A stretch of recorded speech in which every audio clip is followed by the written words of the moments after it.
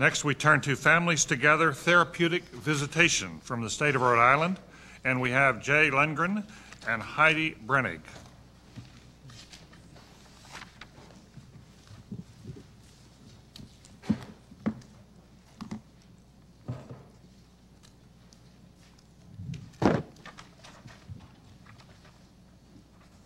Good morning. Imagine you're 25 years old, single, the mother of 3 children. Your oldest is 8. Thank you. You didn't finish high school, left home early to escape the drinking and fighting. Now you have these children, no money, and life is hard. You've made mistakes, taken drugs. Social services became involved. Now they've taken your children, and your opportunity to repair the damage done to them is reduced to 2 visits a month under the watchful eye of a caseworker. Each year in this country, 250,000 children are taken from their families and placed in foster care due to abuse and neglect. The usual goal is for the parents to be rehabilitated and the children reunited with them.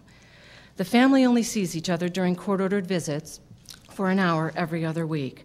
Typically, these visits take place in a child welfare agency office building, a sterile, intimidating environment. Or you visit at a crowded Burger King, making for a noisy 60 minutes where parenting takes place amid packets of ketchup and salt.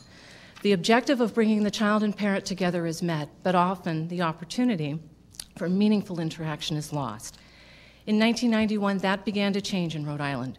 The Department of Children, Youth, and Families came together with Providence Children's Museum to create an alternative approach to family visitation. That collaboration is Families Together.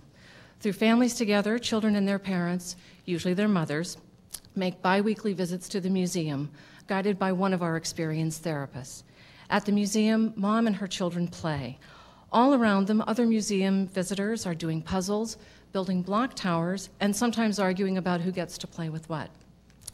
All around them, other parents are handling the difficult moments inherent in child raising and successfully getting past them. When a child in our program puts on a puppet show, we encourage mom to pick up a puppet too. With guidance, direct experience, and immediate feedback, we help troubled parents understand how very important they are in their children's lives. Most of us learn to be part of a family in childhood. We learn through negotiation. Whose turn is it to do the dishes? We talked, we laughed, we shared family stories and fun. Perhaps it was a trip to the beach. We played together. Far too many parents have few good memories of their own childhood, never learned to be part of a healthy family. Settings like children's museums offer them a chance to enjoy and learn about their children and about themselves.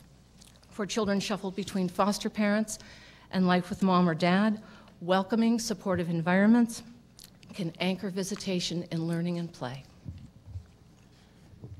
I am the director of the Rhode Island Department of Children, Youth, and Families. Our agency is charged with an awesome, some would say awful, responsibility to take children from their parents and place them in protective custody in cases of abuse and neglect. Later, it is our responsibility to reunite those families, when possible, under safer and healthier circumstances. Successful reunification requires trust and collaboration between parents and their traumatized children, between families and our caseworkers, and ultimately among caseworkers and lawyers and the judge who makes the final custody decision. What makes the Families Together program such a success story and such a model is that it helps make that trust and cooperation happen at every level. Heidi explained how playing and learning together nurtures bonds between parents and children. Visitation provides vitally important continuity for children separated from their parents. There is a direct correlation between the quality of visitation and successful family reunification. It just makes sense. Visitation should be comfortable, observable, and as supportive as possible. Families Together also provides tremendous benefit for our caseworkers. Their therapists become our frontline allies who interact with parents and children in a more natural, less forced environment. They often note previously unobserved strengths in troubled families around the common experiences they share during visits. Wary parents broach questions or share concerns they might have kept locked away, giving our caseworkers a fuller picture. These insights are changing our organization's culture. Families Together has gone from an idea that many beleaguered social workers dismissed as unworkable to a place where we now mirror this program to improve visitation in all our settings. Therapists initially perceived as naive proselytizers have become reliable colleagues and teachers. What you've described is a wonderful small piece of an intervention. I think one of the things we're very interested in is, what do you consider the essence of what you're doing, and could that mindset of the comfortable, natural environment in which parents and kids can interact, observed by the caseworker, could that occur in other institutions than a children's museum?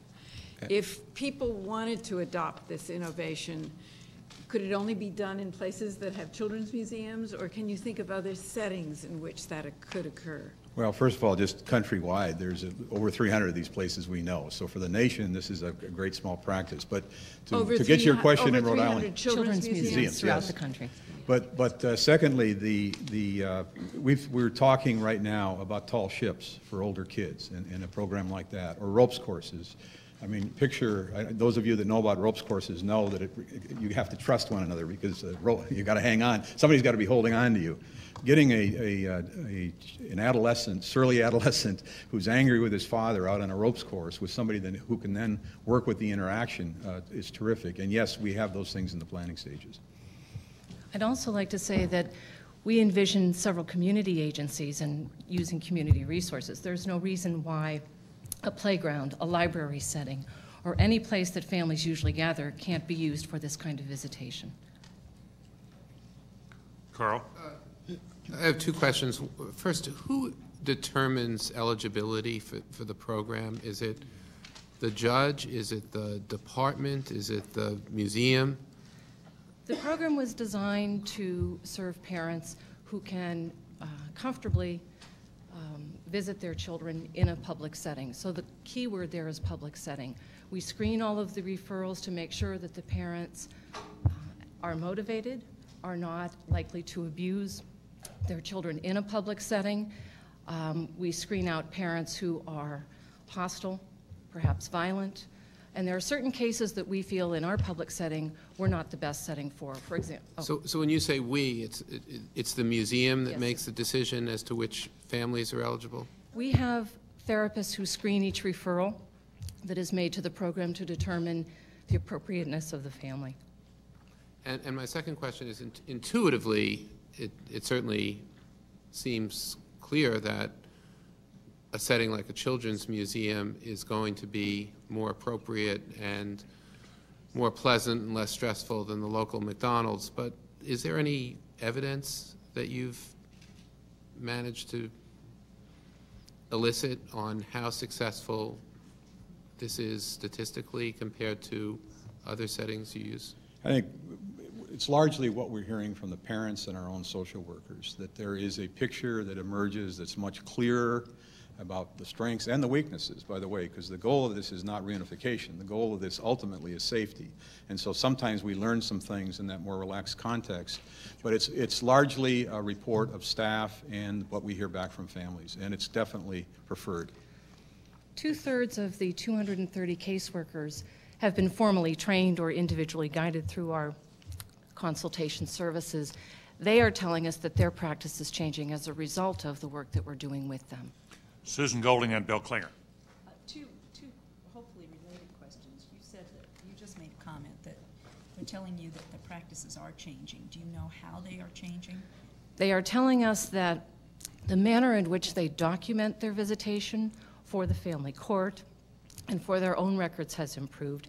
They're also telling us that the way they view the family is changing, which is very positive because they are in a very difficult position with the children and with the parents. They're the child protective worker, as well as in many cases the educator. So if they are more understanding of the parents' needs and the family's needs, we feel that that's a success. I think, too, it's critical to understand that this is part of a larger movement around the country, a lot of it coming from the federal government. There are now clear indicators about the speed with which we must move, because kids have lingered for years in sort of limbo land. But there's also a federal review that happens, and what's coming out of nationally, my colleagues are telling me, it's not just unique with Rhode Island, is that we do too much to families and not enough with families. But to create that context when you come in, really with the police authority, to take a kid, that's a very hard climate to create, and often you do need a third party that, in a sense, we're almost, behind rather than out front, and it creates a major difference. I thought it was a wonderful change, but you made a comment early on in your presentation. That you found that there is a direct correlation between the quality of the visitation and reunification. I thought that's what you said. Is that correct? Yes. Have you seen that has changed because of the change that you made involving the Children's Museum? Well, there's a lot of things we're doing at once. We don't have the kind of research that would say this is the cause of that, and it's too complex anyway. But what we do know is Rhode Island, by kids count measures, is one of the safest places for children in the country. We're consistently in the top 2 or 3 in the country. We also know that in terms of speed of reunification, Rhode Island is one of the fastest states to get families either back together. Has that speed changed since you've adopted absolutely. this innovation? It has. We're twice as fast about getting kids adopted. We are substantially faster in getting kids reunited with families than we were, say, 3 years ago. Successfully. I'm just trying to see the effect of the innovation, if it's possible. I think we can't isolate this alone. Okay. It's part of a piece that, if we had a lot more time, I could explain a number of other things we're doing on other fronts. But this is clearly a major ingredient. Okay. Thank you. Bill? The constraints on your ability to grow the program. I mean, the one thing that struck me was that you deal with about 75 families, as I understand it, a year, and the potential there seems to be somewhat greater. Are there limitations on how much you can grow the program? Well, it's always financial with my agency. We operate in the red practically every year, so it's very difficult to grow anything. But what we've done, and this is where the innovation that Heidi brought is so critical. It isn't just the 75 kids and families that go through a year. She's also part of our Child Welfare Training Institute. So she's educating and using real-life frontline stories to help our workers understand. She's also, we have taken her staff and put them in our 4 regional offices. They're there half-time as consultants. We now, and that's where the trusted colleague, it's real. I mean, people who were very skeptical years ago are now saying, how would you handle this? How would you do this? So we've really embedded their expertise into our agency, and our staff know they're with them. Kathleen? Yeah. You run the museum, right? I run the Families Together program, not the Children's. Excuse me? I run the Families Together program, not the Children's Museum. So who is your staff that's just so innovative or can teach the department what's going on?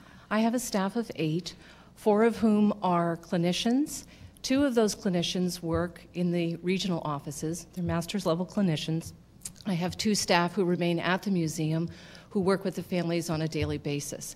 I also have a staff of transporters who transport the families from the children or from their respective homes and foster homes to the museum every day.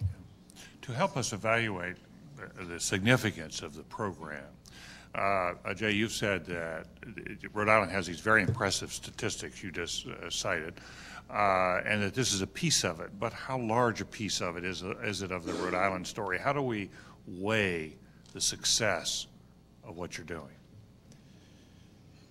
I think the success of this innovation specifically is that I came to Rhode Island about 8 years ago, and it was like walking into a sort of a bunker mentality in the agency. They felt misunderstood.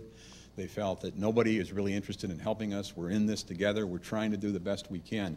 Very close to the idea that a private agency could be a partner, particularly one out of a cultural organization as opposed to a human service organization. I think it's one step in saying that people will stand by us during the tough times. The big question of a social worker in my work is, where are these people going to be when a child dies? Right. The question is, how large a step?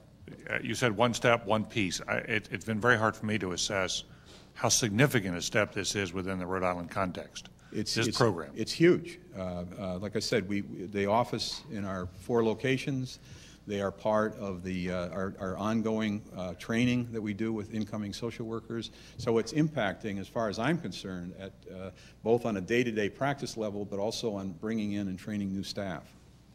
Could I please? Let me just say one other thing. Often in human service agencies, visitation is looked upon as an inconvenience. It's something the judge made me do, the family's not happy, the child is whining, it's ugly, everybody's upset. Why are we doing this? Foster families say, why do you take that child there? They come back and they're upset. Anything we can do to bring that down and make it feel like this is something where the government says we're here to help you and nobody laughs is incredible. I'd like to also add that since we've instituted our training program, that we've had requests from at least 5 of the social service agencies within Rhode Island to train their staff to also serve the same population. Including the family court, by the way, for domestic disputes, where husbands and wives are going through What this I'm trying to abuse. figure out is why, could you just have been working for the Department of Social Services? In other words, is it the fact that you're separate and you're helping them that helps, that they're 2 agencies and the social workers don't feel by themselves, or is it the practice itself? I think it's that both. makes the difference? Excuse me.